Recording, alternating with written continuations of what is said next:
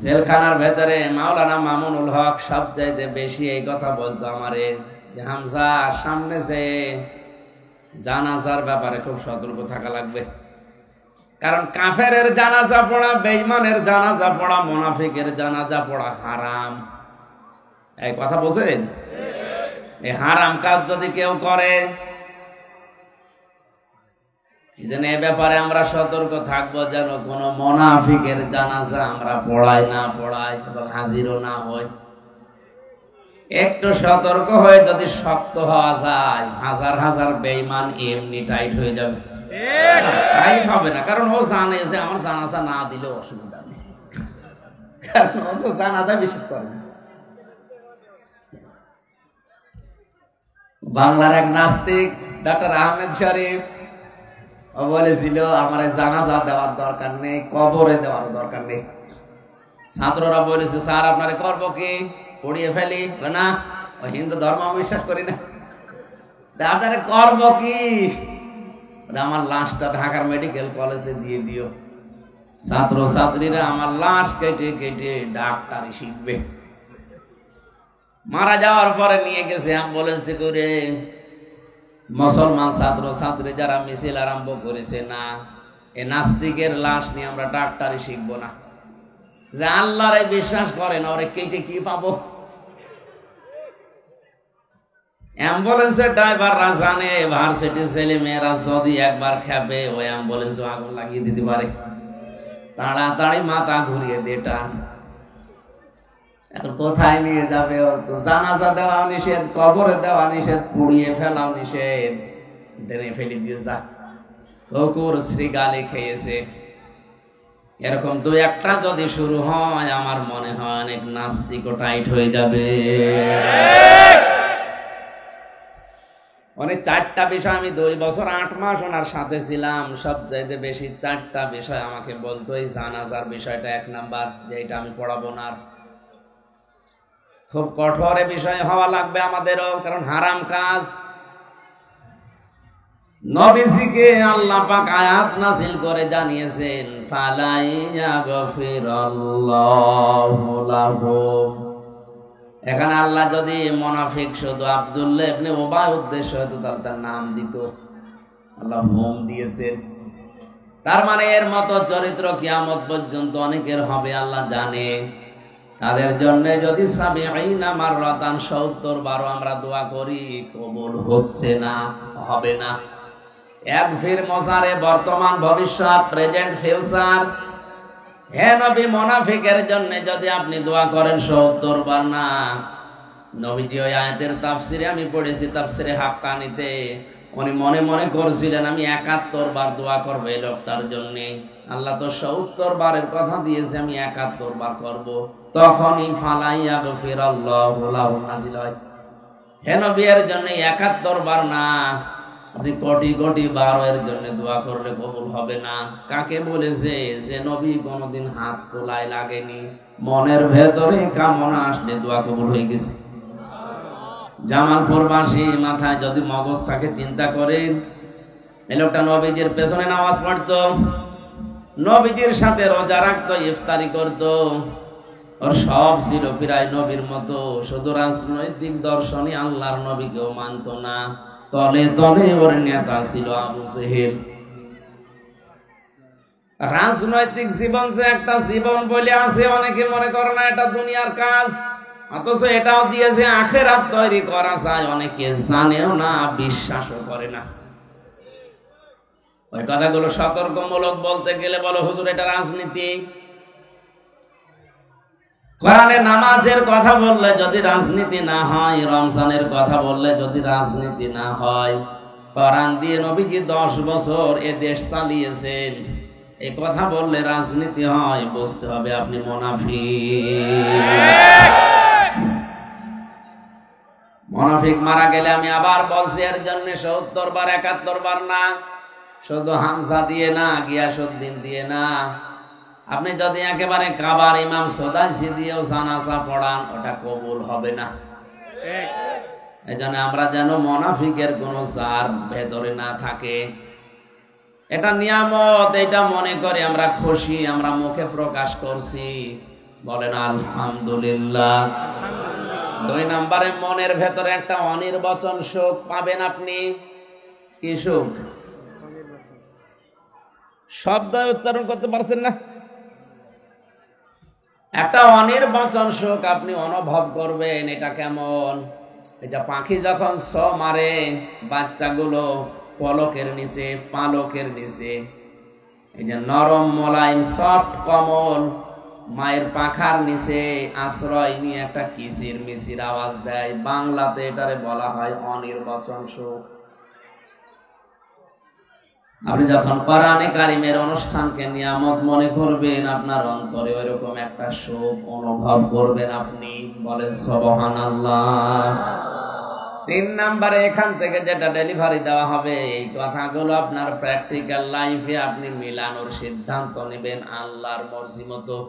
কয়টা বললাম? আরো জোরে বলেন। এই 3টা বিষয় যদি সমন্বয় হয়, লা আযীদান্নাকুম, অবশ্যই আমি আল্লাহ তোমাদের জীবনে এরকম নিয়ামত আরো দেব। ওয়ালাইন কাফারতুম, যদি নাশকরি করো, কুফরি করো, মর্যাদা না দাও, দাম দিতে না চাও, মূল্য না দাও, ইন্না আযাবি লাশাদীদ, অবশ্যই কঠিন যন্ত্রণাদায়ক আযাবের ভেতরে ফেলে দেব, শক্ত আযাবে। এই আযাব বিভিন্ন রকমের হতে পারে। সুতরাং এটা নিয়ামত মনে করে আরেকবার বলেন আলহামদুলিল্লাহ। দরুদ আর সালাম পড়ছে আমাদের নবী মুহাম্মদ রাসূলুল্লাহ সাল্লাল্লাহু আলাইহি ওয়াসাল্লামের প্রতি। এখানে মাওলানা সাহেব সহ যত আলেম বসে আছে। এই পেছনে এত কথা বলে কারা গো? একটু দেখেন তো। এই বাচ্চারা, এখানে মারা নেই, খালারা নেই, ওগুলো সামলান। ওগুলো আরো আল্লাহ রাস্তা ছেড়ে দিয়ে গেছে। সম্মানিত মা বোনেরা, আপনার বাচ্চাদের কারণে ডিস্টার্ব হচ্ছে, ওগুলো একটু কন্ট্রোল করেন। দিনের বেলায় এই জন্য অনুষ্ঠানগুলো ঝামেলা, গ্যাঞ্জাম থামাতে লাগে আরো দিন। আমি কারে কি বলছি বলেন তো?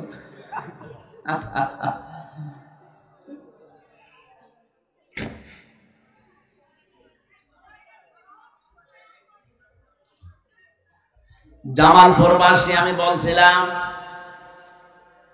যত আলেম এখানে বসে আছে, যারা আমরা নামাজ কালাম পড়ি, সবাই জানি ওযু করলে ওযু ভেঙে যায় 7টা কারণে।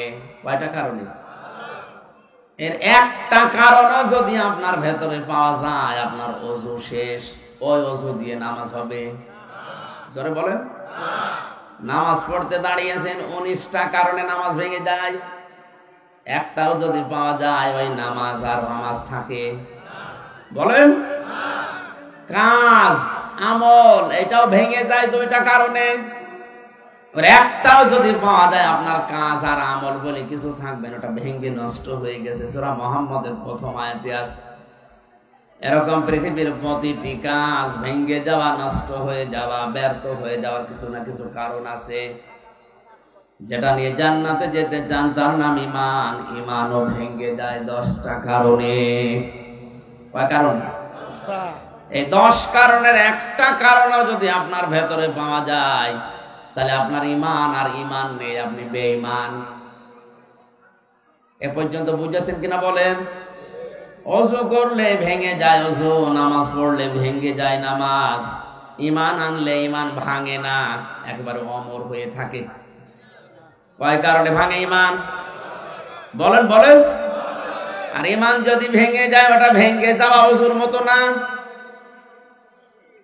ভেঙে যাওয়া নামাজের মতো। তাহলে নামাজ ভেঙে গেলে ওই নামাজ যেমন নামাজ থাকছে না, ওযু ভেঙে গেলে যেমন ওই ওযু আর ওযু থাকে না, ঈমান ভেঙে গেলে আর ঈমান থাকে না। আপনি বিশ্বাস করতে পারেন আপনি বেঈমান। যাতে বলেন না আসমান জমিন আল্লাহ বানিয়েছে আমি বিশ্বাস করি, এ বিশ্বাস তো আবু জাহেল করত। ওয়ালা ইন সালতাহুম মান খালাকাস সামাওয়াতি ওয়াল আরদা লা ইয়াকুলুন্না আল্লাহ। হে নবী, ওদেরকে যদি আপনি জিজ্ঞাসা করেন আসমান আর জমিন কে বানিয়েছে, ওরা গ্যারান্টি দিয়ে বলবে আল্লাহ বানিয়েছে। কে বানিয়েছে? আসমান জমিন আল্লাহ বানিয়েছে কথা বিশ্বাস করলে যদি ইমানদার হওয়া যায়, আবু জাহেল ইমানদার না। ও কাবার গিলাফ ধরে কেঁদেছিল বদরে যাওয়ার দিন, কাবার মালিক তুমি আসো আমি জানি। বদরে যাচ্ছে মোহাম্মদের বিরুদ্ধে অস্ত্র নিয়ে, সত্যের পক্ষে যে আছে তারে তুমি বিজয় দিও। ওর দোয়া কবুল হয়ে গেছে, কারণ ও তো সত্যের পক্ষে নেই। সত্যের পক্ষে যিনি ছিল তাকে আল্লাহ বিজয় দিয়েছে। কথা বলে না কেন? আল্লাহ একজন আছে, ও যদি বিশ্বাসী না করবে কাবার গিলাফ ধরে কাঁদবে কোন কারণে?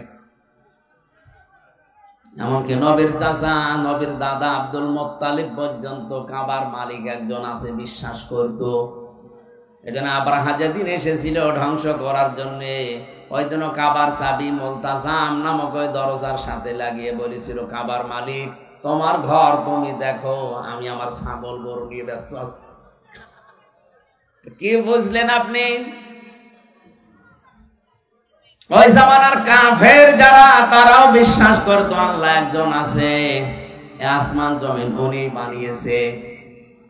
কিন্তু সমস্যা হচ্ছে তারা আল্লাহর শক্তির সাথে ক্ষমতার সাথে শিরিক করত। কি করত? বাংলাদেশে আজ আমরা মুসলমান অনেকেই যাদের মনে করছি ঈমান আছে না গেছে, ও নিজেও টের পাচ্ছে না। আমি আবার বলছি, এটা যেহেতু ক্লাস চলছে, ভালো করে বলেন তো, ঈমান ভেঙে যাওয়ার কারণ কয়টা? আরো জোরে। 10টা। এর একটাও যদি পাওয়া যায় আপনার ঈমান শেষ। ও ঈমান নিয়ে আপনার জান্নাতে যেতে। আমার আলোচনা এটা না, আমি সামারাইজ করে মাত্র একটা বলছি, 4 নাম্বারটা। যেই লোকটাই দুনিয়াতে বিশ্ব নবী বাদ দিয়ে অন্য কাউকে আদর্শ হিসাবে উত্তম মনে করে, তার ঈমান ভেঙে যায়। এটা আমি বানালাম নাকি? সূরা আহজাব 21 নম্বর আয়াতে আছে, এই পৃথিবীতে উত্তম আদর্শ দিয়ে আল্লাহ পাক একজনকে পাঠিয়েছে, তার নাম মুহাম্মাদুর রাসূলুল্লাহ। এইজন্য তার নামের আগে পরে আল্লাহ লাগিয়ে দিয়েছেন উসওয়াতুন হাসানাহ। সুবহানাল্লাহ বলতে পারেন না? নবীজি মুহাম্মাদুর রাসূলুল্লাহকে বাদ দিয়ে পৃথিবীর কাউকে যদি কেউ আদর্শ মনে করে চলে, বিশ্বাস করেন ওই লোকটার ঈমান ভেঙে গেছে। হাদিস পড়েছি, আল্লাহর নবী জানিয়েছেন, আমি যেই দিন নবুয়ত পেয়েছি ওই দিন থেকে কিয়ামত পর্যন্ত যদি এই পৃথিবীতে মুসা নবী, ঈসা নবী, 2 জন নবীর নাম তিনি, যদি এই 2 জন নবী দুনিয়াতে কোনোদিন আসে আর আমার আদর্শ বাদ দিয়ে কেউ যদি মুসা নবী, ঈসা নবীর আদর্শ গ্রহণ করে, আমি বিশ্ব নবী ঘোষণা দিলাম লোকটা জাহান্নামী। জামালপুরবাসী কথা যদিও শক্ত মনে হচ্ছে, এইটাই বাস্তব। বাংলাদেশের 100 জনের মাত্র 15 জন বিশ্ব নবীকে একমাত্র আদর্শ মানে, আর 85 জন আছে তা না নাই। বুঝতে হবে দেশে 96% মুসলমান, এটা শুধু আদমশুমারিতে আছে, ভোটার আইডি কার্ডে আছে। বাস্তবে দেশে মাত্র 15% মুসলমান আমরা বিশ্ব নবীর আদর্শ মেনে নেওয়া পাই। 85 জন এই দেশে এখন এই আয়াত অনুযায়ী মুসলমানই না।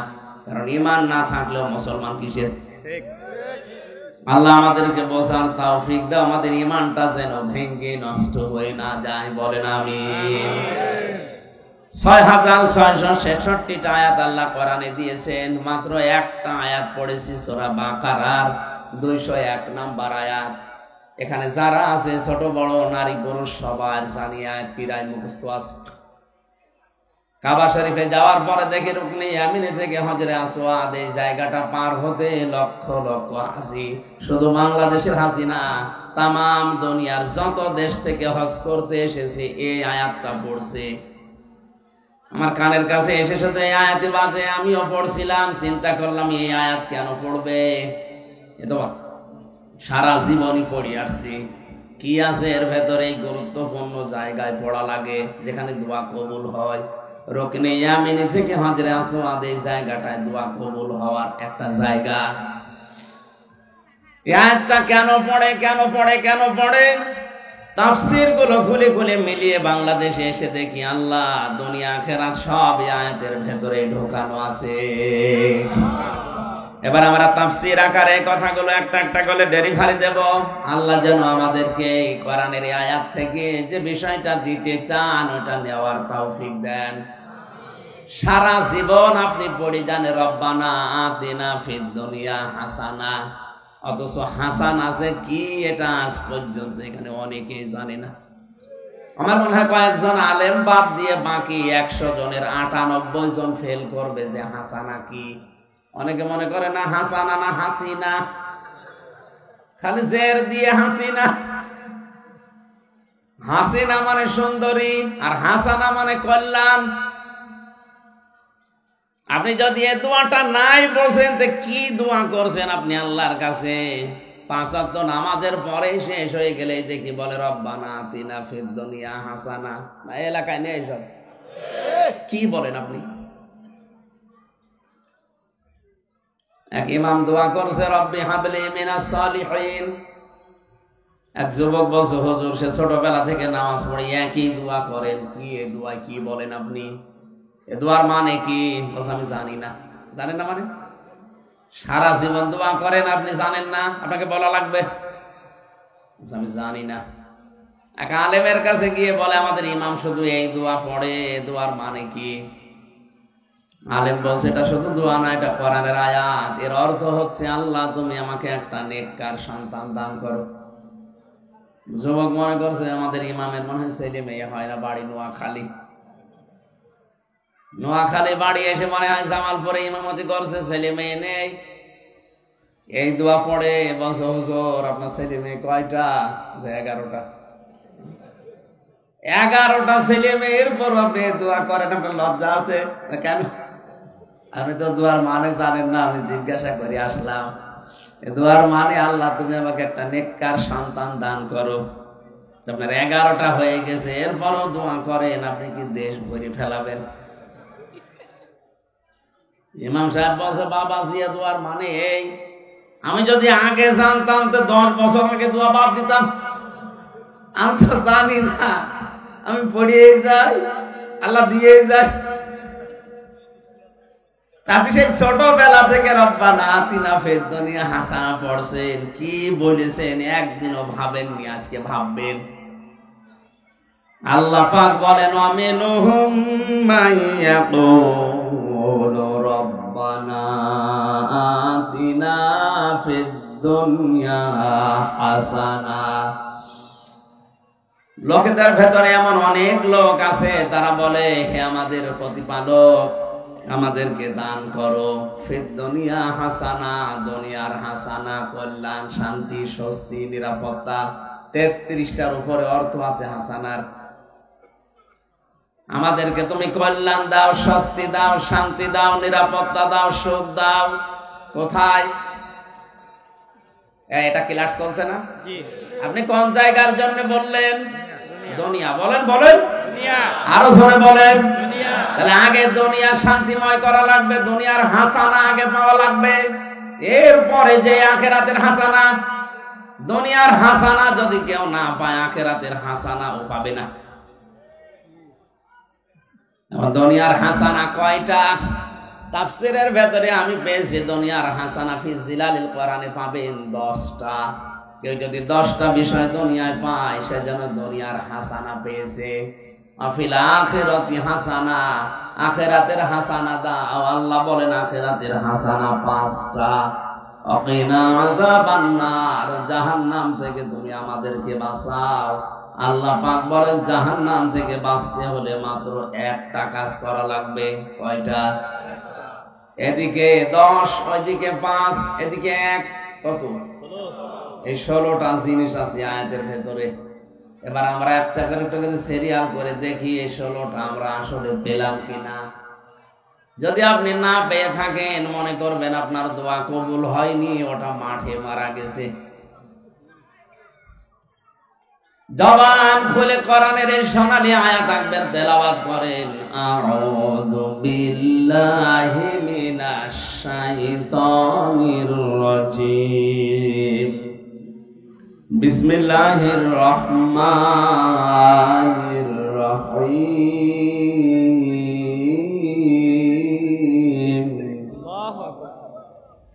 ومنهم من يقول ربنا آتنا في الدنيا حسنة وفي الآخرة حسنة وقنا عذاب النار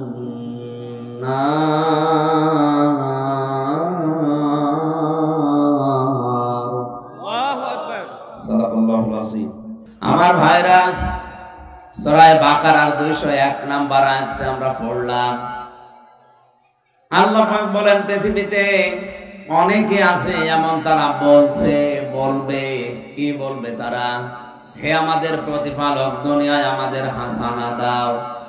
আল্লাহ পাক বলেন, পৃথিবীর হাসানা যে 10টা, তার প্রথম হচ্ছে কোরআনে কারীম পাওয়া, এটা দুনিয়ার হাসানা।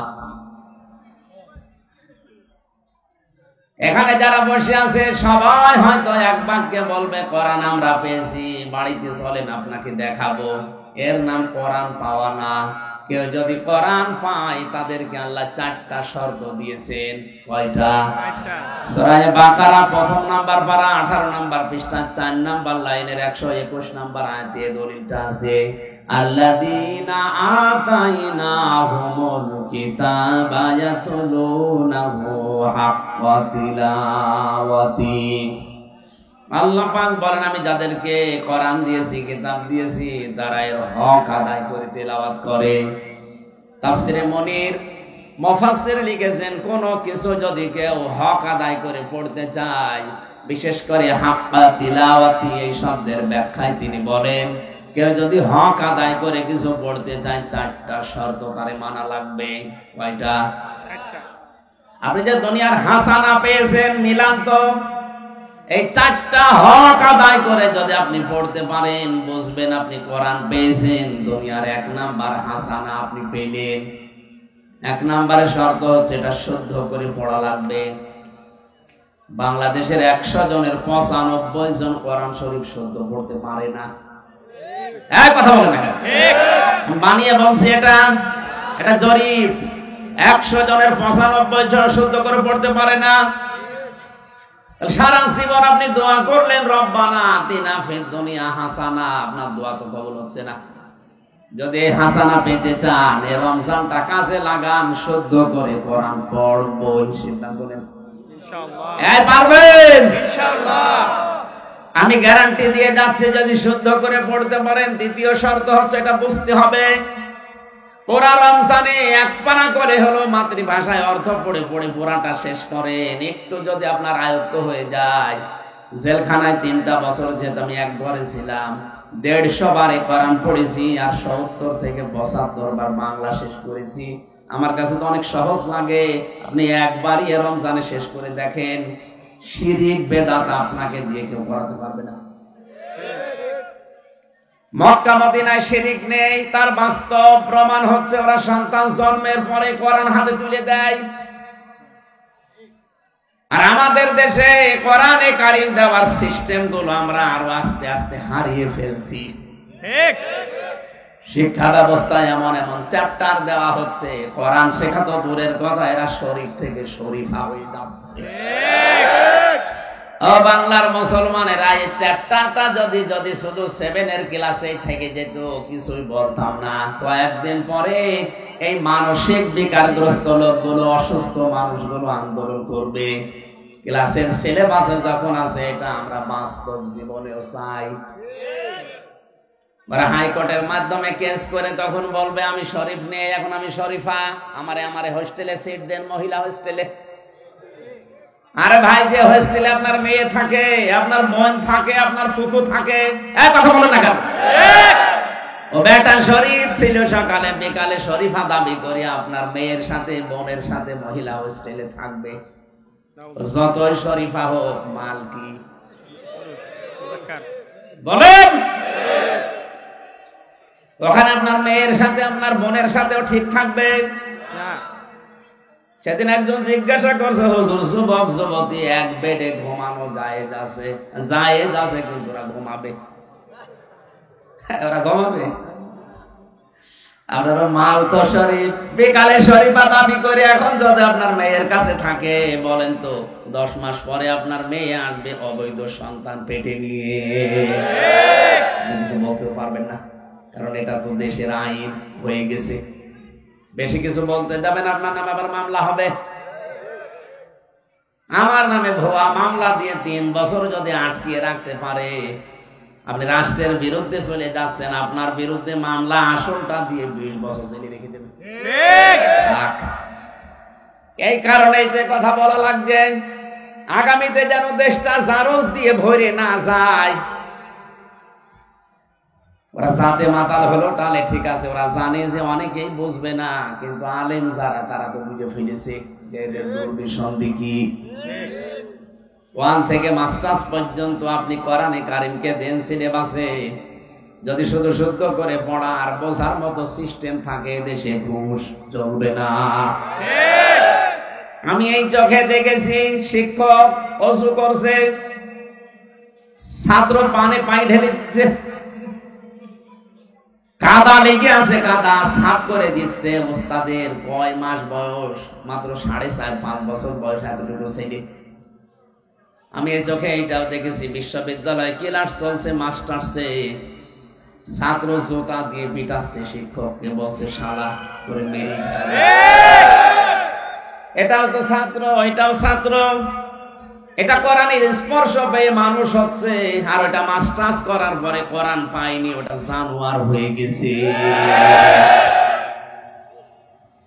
বাংলায় যারা দায়িত্বে আছেন, আগামী প্রজন্মকে যদি এখনো মানুষের মতো মানুষ করতে চান, কোরআনে কারিম দেন।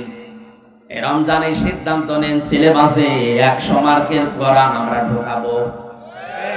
এটা তো রাজনীতি, এটা রাজনীতি না?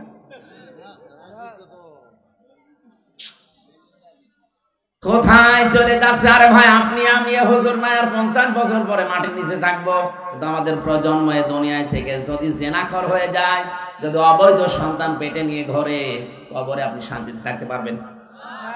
দুনিয়ায় যেগুলো রেখে গেলেন, এগুলো যা করবে ফ্লাক্সি লোড হয়ে, বিকাশ হয়ে সব কবরে যাবে। এখন যদি বলেন হুজুর আমার বিকাশ নাম্বার খোলা নেই, এমনি খুলে যাবে? খোলা লাগবে। যা রেখে গেছেন একটু খোলা লাগবে। আপনি রেখে গেছেন তো পরিমণি, স্বামী পাল্টাতে পাল্টাতে কত স্বামী যে পাল্টেছে নিজেও জানে না। আমাদের পাশে জেলে ছিল, জেলের ভেতরে যে সাজগোজ করে, মানুষ ওখানে টেনশনে চিন্তায় বাঁচে, আর ওর সাজের শেষ নেই। এমন মেয়ে, এমন ছেলে রেখে যাচ্ছেন, এমন বউ রেখে যাচ্ছেন, আপনি কবরে যাওয়ার পরে ওরা অবৈধ কাজ দুনিয়ায় করবে, আর ওইটা সবগুলো সামারাইজ হয়ে আপনার কবরে জেগেই থাকবে। বলেন নাউজুবিল্লাহ। এই জন্য সে যত বড় দায়িত্বে আছেন, তার কিন্তু কবরে সমস্যা বেশি হবে। আমি নাম নিলাম না, যারা বড় দায়িত্বে আছেন তারা এখনো নিজেকে কন্ট্রোল করেন। রাম বামদের কুপরামর্শে নিজের প্রজন্মকে যদি আপনি জাহান্নামে বানিয়ে ফেলেন, আমি নিচে নামলাম না, কিছু বলতে গেলে ওদের গায়ে চাই লাগে, আমি করবো কি? হুজুর আমার বিরুদ্ধে বলবেন না, তাই আপনার বিরুদ্ধে বলবো, আপনাকে চিনি আমি। খুলনায় এক মাহফিলে 19 সালে আমারে বলছে, হুজুর রাজনৈতিক কথা বলা যাবে না, স্বামী স্ত্রীর গন্ডগোল কেন হয় বলেন। ঠিক আছে বলছি। সূরা নিসার 34-35 নম্বর আয়াতের ব্যাখ্যা করলাম। এখন ওনার যে দিনের বেলায় বোর সাথে হাতাহাতি হয়েছে, ও সাথে আমি জানি না। রাতের বেলা খাবার ওনার বাড়িতে গেছি, আমার সাথে কথা বলছে না, মুখ গোমরা করে আছে। কি ভাই কথা বলেন না? হুজুর আমার বোর সাথে আমার গন্ডগোল হয়েছে, আপনাকে বলে দিয়েছি, কে বলেন? বললাম কেউ বলেনি। না, আপনি যা বললেন সব আজকে আমার হয়েছে, আমারে কেউ বলে দিয়েছিল না? মানে বলেছে একজন, কোরআনে কারিমে 1500 বছর আগে আল্লাহ নিজে বলেছেন যে এই কারণে গন্ডগোল হয়, আর এটা মিটানোর পদ্ধতি এই। আপনি যদি ওই কাজ করেন আপনার গন্ডগোল তো হবেই। কথা বলে না কেন? এই জন্য আমাদের আমাদের আমাদের আমাদের আমাদের এখনই উচিত, এই মুহূর্তে উচিত কোরআনে কারিম শুধু পেয়েছি বললেই হচ্ছে না, এটা শিখতে হবে। শুধু শিখলেই হবে না, এটা বুঝতে হবে। শুধু বুঝলেই হবে না, যতটুকু বুঝবেন ওর উপরে প্র্যাকটিক্যাল লাইফ সাজাবেন। শুধু সাজালেই হবে না, এটা যেন মানুষ মানতে পারে সেই ব্যবস্থা করে দেবেন। হক বললাম কয়টা?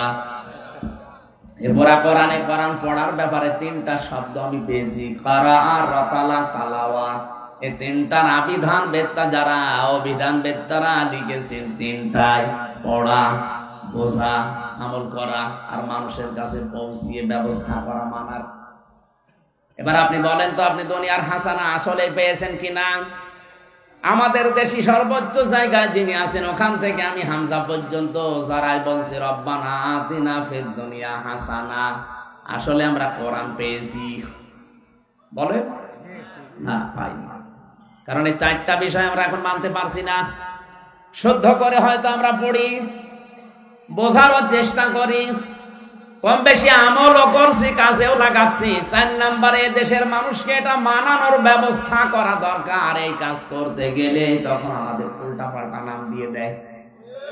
এক কথা বলছেন আল্লামা আহমেদ শফী যতদিন পর্যন্ত কোরআন পড়েছে কোনো সমস্যা তার ছিল না এই দেশে। যতদিন বুঝেছে কোনো সমস্যা ছিল না, কম বেশি আমলও করেছে নিজের সার্কেলে, কোনো অবস্থায় সমস্যা হয়নি। যখনই বলেছে না এর ভেতরে যা আছে আমি মানুষকে মানাবো, এর ভেতরে আছে ওয়াল্লাযীনা ইউযুনা রাসূলাল্লাহ লাহুম আযাবুন আলীম, যারা রাসূলকে কষ্ট দিচ্ছে, দিবে, তাদের জন্য ভয়ঙ্কর শাস্তি আল্লাহ রেডি করে রেখেছে। সুতরাং এই দেশের মানুষ যেন নবীকে কষ্ট দিতে না পারে, গালি দিতে না পারে, এ বিষয়ে আমি সোচ্চার। ডাক দিয়েছিলেন শাপলা চত্বরে, রাম আর বামরা নামই পাল্টিয়ে দিয়েছে তেঁতুল হুজুর। নাম কি তেঁতুল হুজুর? আহমেদ শফী কত সুন্দর নাম, নামটাই পাল্টিয়ে গেছে। সুতরাং কোরআন পেয়েছি, কোরআন আমার ঘরে আছে, মাথার উপরে রাখা, এ কথা বললে হচ্ছে না। এই 4টা হক আদায় করা লাগবে। উলাইকা ইউমিনুনা বি, এরাই আমার কোরআন বিশ্বাস করে। ওমা ইয়াকফুর বিহি ফাউলাইকা হুমুল খাসিরুন, যারা এই 4টা শর্ত মানে না, ওরা কোরআন বিশ্বাস করে না, ওরা ক্ষতিগ্রস্ত। বলেন নাউজুবিল্লাহ। আমরা দুনিয়ার হাসানা পাইনি। আমি সামারাইজ করছি খুব তাড়াতাড়ি, আমার যেতে হবে সে নড়াইল মাশরাফি বিন মরতুজার ওখানে মাগরিবের পরে। এখানে 8টার সময় ওঠার কথা ছিল, তুলতে তুলতে 9টা বেজে গেল। 2 নম্বরে কোরআনের হেদায়েত পাওয়া। আমি সবগুলো তাফসীর থেকে নোট করেছি, একটাও বানিয়ে বলছি না। এখন যদি বলেন আমি কোরআনের হেদায়েত পেয়েছি, কে বলছে আপনি কোরআনের হেদায়েত পেয়েছেন? এ নরসিংদীর গিরিশচন্দ্র সেন, এ বেটা হিন্দু, আমার চাইতে কোরআন বেশি পড়েছে, বেশি লিখেছে, বেশি বুঝেছে। এখানে যত আলেম আছে আমি সহ কেউ বুকে হাত দিয়ে বলতে পারবেন না পড়া কোরআনের প্রতিটি শব্দের অর্থ আমার জানা আছে। কারো বলার সাহস নেই, আমারও মনে নেই, আমি পড়েছিলাম, এখন আবার স্টাডি করা লাগবে, দেখা লাগবে। কিন্তু ওই হিন্দু বেটা পড়া কোরআন শরীফের প্রতিটি শব্দের অর্থ জানা ছিল, ও তাফসীর পর্যন্ত লিখেছে। আপনি ভাবেন তো, আপনার চাইতে আমাদের চাইতে কোরআনও পড়েছে কত বেশি, বুঝেছে কত বেশি, লিখেছে কত বেশি, কিন্তু কোরআনের হেদায়েত পেয়েছে? বলেন। মারা যাওয়ার পরে খবর পেয়েছে, জানাজা পেয়েছে, কি করিস? পড়িয়ে ফেলিস।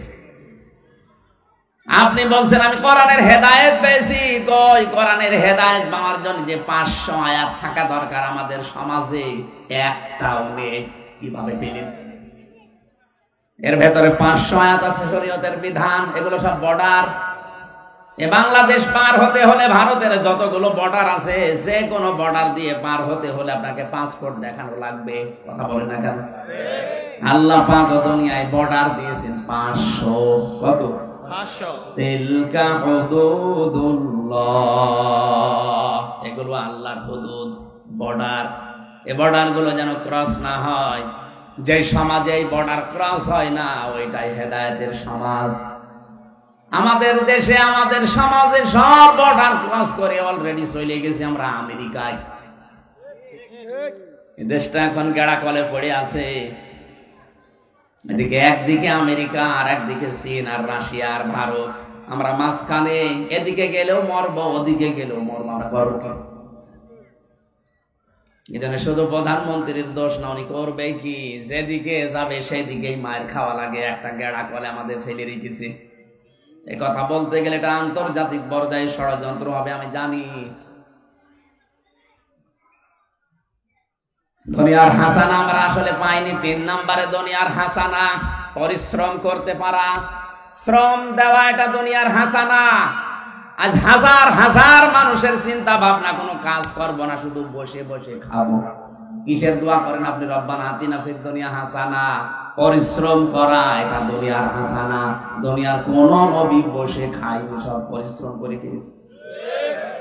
আদম নবী চাষ করে খেত, হযরতে দাউদ নবী লোহা পিটিয়ে সোজা করে খেত, আমাদের নবী মুহাম্মদুর রাসূলুল্লাহ ব্যবসা করে খেত।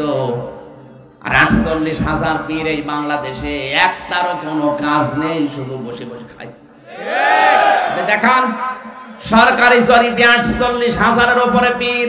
আরে ময়মনসিংহ বিভাগে তো আরো বেশি, ঘরে ঘরে পীর। কোন কাজ আছে আপনি বলেন? অথচ নবীজির হাদিস হচ্ছে আল কাসিবু হাবিবুল্লাহ।